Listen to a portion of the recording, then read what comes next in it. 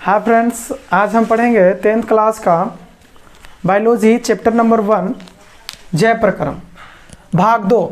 भाग 1 जो नहीं देखे हैं वो जाकर के भाग 1 देख ले, उसके बाद ही भाग 2 को देखें। तो आज हम पढ़ेंगे कि पौधे में पोषण कैसे होता है, ठीक ना, कि पौधे अपना पोषण कैसे करते हैं। बताए थे कि पोषण क्या है, तो पोषक तत्वों को ग्रहण कर उसका उपयोग करते हैं तो उसको कहा जाता है पोषण कहा जाता है।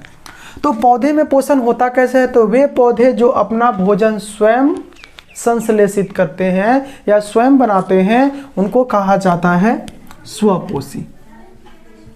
स्वपोषी, ठीक ना। स्वपोषी किसको कहा जाता है, तो वे पौधे जो अपना भोजन स्वयं बनाते हैं उनको कहा जाता है स्वपोषी। जैसे हो गया आम का पौधा, लीची का पौधा, केला का पौधा, तो ये सब अपना भोजन स्वयं बनाते हैं। जाहिर सी बात है कि जो अपना भोजन स्वयं बनाएगा उसमें पर्णहरित या इसी को इंग्लिश में बोला जाए तो क्लोरोफिल नामक वर्णक उसमें पाया जाता है, क्योंकि क्लोरोफिल में क्षमता होती है कि वह सूर्य को प्रकाश को अवशोषित कर सके, और पौधा सूर्य के प्रकाश को अवशोषित करके पर्णहरित के सहायता से ही अपना भोजन बनाते हैं। और जो पौधे में पर्णहरित या क्लोरोफिल नहीं होता है वह अपना भोजन नहीं बनाते हैं। जैसे मृतजीवी पौधा में आता है मृतजीवी पौधा। तो मृतजीवी पौधा कौन है, तो मृतजीवी पौधा होता है गोबर छत्ता होता है। गोबर छत्ता क्या करता है कि सड़े गले पदार्थों पर उग करके उसमें से अपना भोजन को क्या करता है, प्राप्त करता है। उसी तरह से अगर परजीवी में देखा जाए कि परजीवी पौधा का नाम बताइए, तो परजीवी पौधा में आ जाएगा हमको अमरबेल। जो अमरबेल का पौधा है यह परजीवी पौधा होता है, या किसी दूसरे पौधे पर उग करके उससे अपना भोजन को प्राप्त करता है। इसलिए अमरबेल को कौन सा पौधा कहा जाता है, परजीवी का पौधा कहा जाता है, परजीवी प्रकार से पोषण करता है। उसी तरह से एक पौधा है कीटभक्षी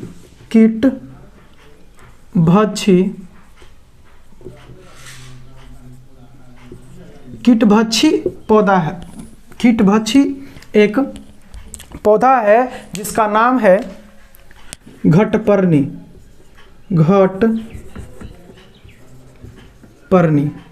यह घटपर्णी का पौधा होता है, वह कीट को अपना भोजन बनाता है, न कि मृतजीवी और परजीवी का। अपना भोजन छोटे छोटे कीड़े मकोड़ों को अपना भोजन के रूप में इस्तेमाल करता है। इसलिए घटपर्णी के पौधा को कीटभक्षी पौधा भी कहा जाता है, क्योंकि यह कीट को अपना पोषण करता है। बात समझ में आ गई। तो अब यहाँ पे बात आती है कि स्वपोषण के जो क्रिया होता है, पौधे में जो पोषण होता है वह किस तरह से होता है।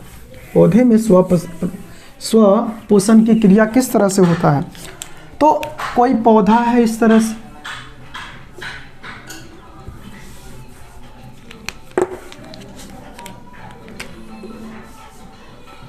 कोई पौधा है इस तरह से, इसका कोई डाली है इस तरह से, ठीक ना, ये अर्थ है। तो ये पौधा है तो ये भोजन कैसे करता होगा, ठीक ना। तो पौधा क्या करता है कि जो पौधा का जड़ होता है, ठीक ना, वह जमीन के अंदर होता है। तो जमीन के अंदर से जड़ के द्वारा यह क्या ले लेता है, जड़ के द्वारा ले लेता है यह खनिज प्लस लवण प्लस जल ले लेता है। वायुमंडल से क्या लेता है, वायुमंडल से पौधे लेते हैं CO2 यानी कि कार्बन डाइऑक्साइड, और सूर्य के प्रकाश के उपस्थिति में, सनलाइट के उपस्थिति में पौधे अपना भोजन बनाते हैं। सूर्य का प्रकाश लेते हैं, सूर्य का प्रकाश, और पत्तियों में पाया जाता है क्लोरोफिल या पर्णहरित। अगर मान लें कि यहाँ पे कोई पत्ती है और ये पत्ती में क्लोरोफिल है ना, तो क्लोरोफिल क्या करता है कि सूर्य के प्रकाश को अवशोषित कर लेता है और वायुमंडल से रंध्रों के द्वारा कार्बन डाइऑक्साइड को लिया जाता है और जड़ से खनिज लवण और जल को लिया जाता है और पौधे अपना भोजन प्राप्त करते हैं या बनाते हैं सुक्रोज के रूप में। तो प्रकाश संश्लेषण इसी को कहा जाता है कि पौधे के भोजन बनाने की पूरी प्रक्रिया को प्रकाश संश्लेषण कहा जाता है। इसमें क्या करते हैं कि पौधे के द्वारा वायुमंडल से लिया गया कार्बन डाइऑक्साइड, जड़ से लिया गया खनिज लवण और जल तथा क्लोरोफिल की सहायता से सूर्य के प्रकाश के उपस्थिति में पौधे अपना भोजन बनाते हैं और भोजन के उपरांत उत्पाद के रूप में ऑक्सीजन तथा कुछ जल का निर्माण करते हैं और ये ऑक्सीजन को फिर वातावरण में बाहर छोड़ देते हैं और इस पूरी प्रक्रिया को प्रकाश संश्लेषण कहा जाता है। तो पूरी प्रक्रिया क्या होता है कि सबसे पहले क्या करते हैं कि वायुमंडल से कार्बन डाइऑक्साइड लेते हैं, प्लस में जड़ से क्या लेते हैं, जल H2O लिया जाता है और सूर्य के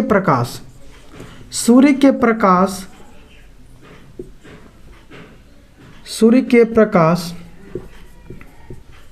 तथा क्लोरोफिल की उपस्थिति में क्लोरोफिल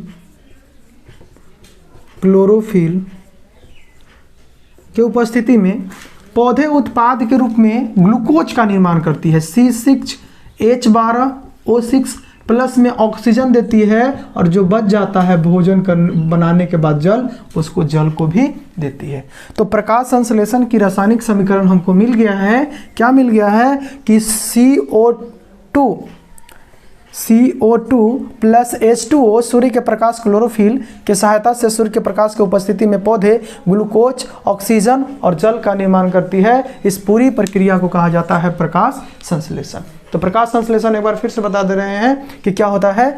तो पौधे द्वारा वायुमंडल से लिया गया कार्बन डाइऑक्साइड, जड़ से लिया गया खनिज जल और लवण और सूर्य के प्रकाश या पर्णहरित के द्वारा सूर्य के प्रकाश के उपस्थिति में पौधे उत्पाद के रूप में ग्लूकोज, ऑक्सीजन और जल का निर्माण करती है। इस पूरी प्रक्रिया को प्रकाश संश्लेषण कहा जाता है।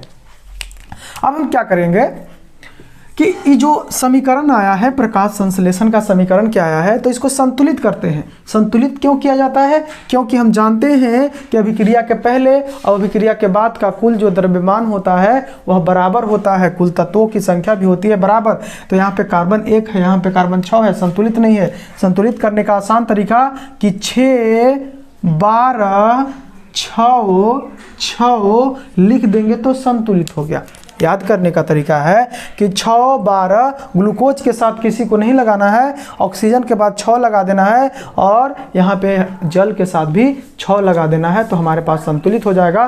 क्या आएगा कि C6 यानी कि 6 CO2 प्लस 12 H2O क्लोरोफिल के सहायता से सूर्य के प्रकाश के उपस्थिति में पौधे ग्लूकोज और ऑक्सीजन और जल का निर्माण करती है। अब देखिए दोनों बगल संतुलित हो गया। तो अगर इसको याद है तो एग्जाम में हमको 2 नंबर का पक्का है।